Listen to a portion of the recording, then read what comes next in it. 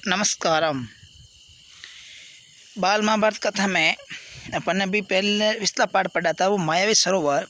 तो आज उस मायावी सरोवर के बारे में, यक्ष के प्रश्न के बारे में पढ़ेंगे। ये जब युधिष्ठिर गए थे तो चारों भाई मृत अवस्था में पड़े थे जल पीकर।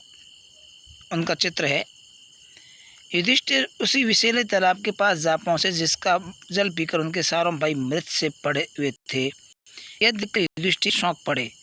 असहाय शौक के कारण उनकी आंखों से आंसू बह चले। कुछ देर यूं विलाप करने के बाद युधिष्ठिर ने जरा ध्यान से भाइयों के शरीर को देखा और अपने आप से कहने लगे, यह तो कोई माया जाल सा लगता है। आसपास जमीन पर किसी शत्रु के पांव के निशान भी नजर नहीं आ रहे हैं।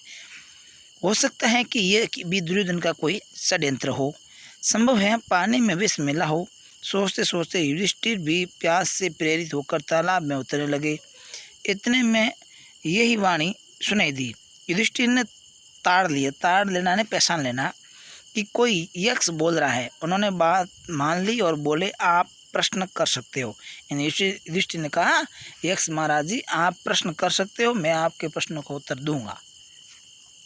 प्रश्न किया कि मनुष्य का साथ कौन देता है? तो धैर्य ही मनुष्य का साथी होता है। अगला प्रश्न है, ये देखो चित्र के माध्यम से युधिष्ठिर प्रश्न पूछते हैं, कौन सा शास्त्र या विद्या जिसका अध्ययन करके मनुष्य बुद्धिमान बनता है? तो कोई भी शास्त्र ऐसा नहीं है। महान लोगों से की संगति से ही मनुष्य बुद्धिमान बनता है। भूमि से भारी चीज क्या है? संतान को कोख में धारण करने वाली माता भूमि से भी भारी होती है। आकाश से भी ऊंचा कौन है? पिता। हवा से भी तेज चलने वाला कौन है? मन। युधिष्ठिर का चित्र है। हाथ जोड़कर विनती कर रहे हैं, प्रश्न उत्तर दे रहे हैं। घास से भी तो कौन चीज होती है? चिंता। विदेश जाने का साथी कौन होता है? विद्या। घर में रहने वाला कौन साथी होता है? पत्नी। मरणासन वृद्ध अर्थात मृत्यु के मित्र कौन होता है? दान, क्योंकि वही मृत्यु के बाद अकेले चलने वाले जीव के साथ चलता है। बर्तनों में सबसे बड़ा बर्तन कौन सा है? तो भूमि ही सबसे बड़ा बर्तन है जिसमें सब कुछ समा जा सकता है।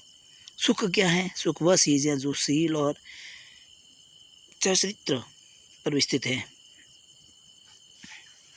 किसके छूट जाने पर मनुष्य स्वर्गप्रिय बनता है? अहम भाव के छूट जाने पर, अहंकार के। किस चीज को खो देने से दुख नहीं होता है? क्रोध के खो जाने से कोई दुख नहीं होता है। किस चीज को गंवाकर मनुष्य धनी बनता है? लालच को गंवाकर मनुष्य धनी बन सकता है। संसार में सबसे बड़ा आश्चर्य की बात क्या है? अमर रहना।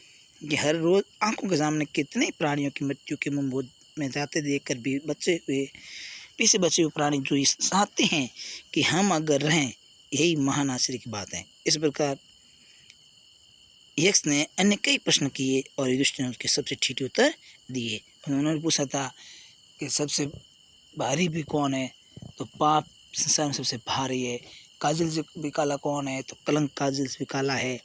ऐसे और भी प्रश्न किया जो आपको बताए गए हैं। अंत में यक्ष बोला, राजन, मैं तुम्हारे मृत भाइयों में से एक को जीवित कर सकता हूँ। तुम जिस किसी को भी साओ वह जीवित हो जाएगा। युधिष्ठिर ने पल भर सोचा कि किसे जीवित करूं। थोड़ी देर रुककर बोले, मेरा छोटा भाई नकुल जी उठे। युधिष्ठिर के इस प्रकार बोलते ही यक्ष ने सामने प्रकट होकर पूछा, युधिष्ठिर 10,000 हाथियों के बल वाले भीमसेन को छोड़कर तुमने नकुल को जीवित करना क्यों ठीक समझा? तो युधिष्ठिर ने कहा, यक्षराज, मैंने जो नकुल को जीवित करना चाहा वह सिर्फ इसी कारण कि मेरे पिता की 2 पत्नियों में से माता कुंती का बसा हुआ मैं एक पुत्र तो हूँ ही।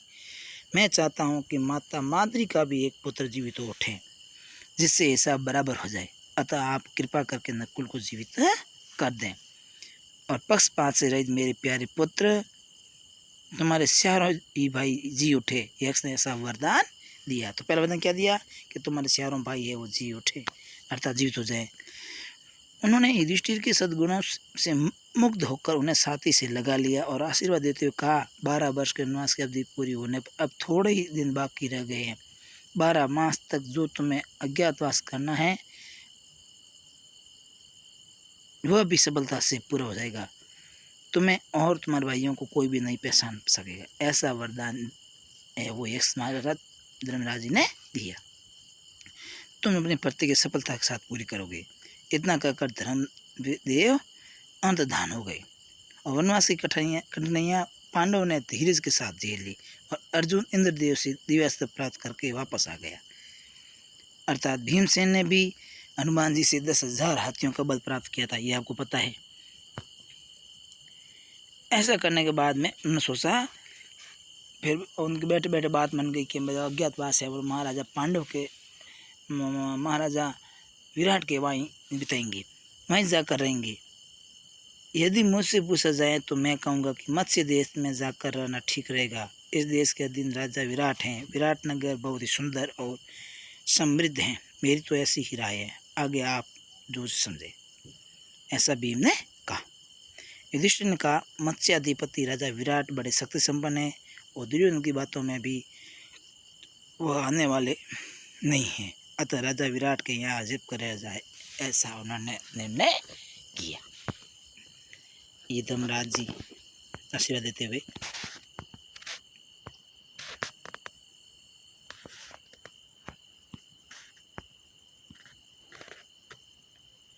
आगे प्रश्न देखिए। यक्ष द्वारा पूछे गए प्रश्नों को लिखकर उत्तर लिखिए। यानी कॉपी में प्रश्न आपको मैंने ये दिया है कि इस पार्ट में जो यक्ष जी ने प्रश्न दिए हैं उन प्रश्नों को लिखकर अपने कॉपी में क्रम से लिखना आपको। ये इसके प्रश्नोत्तर है। सो धन्यवाद विद्यार्थियों।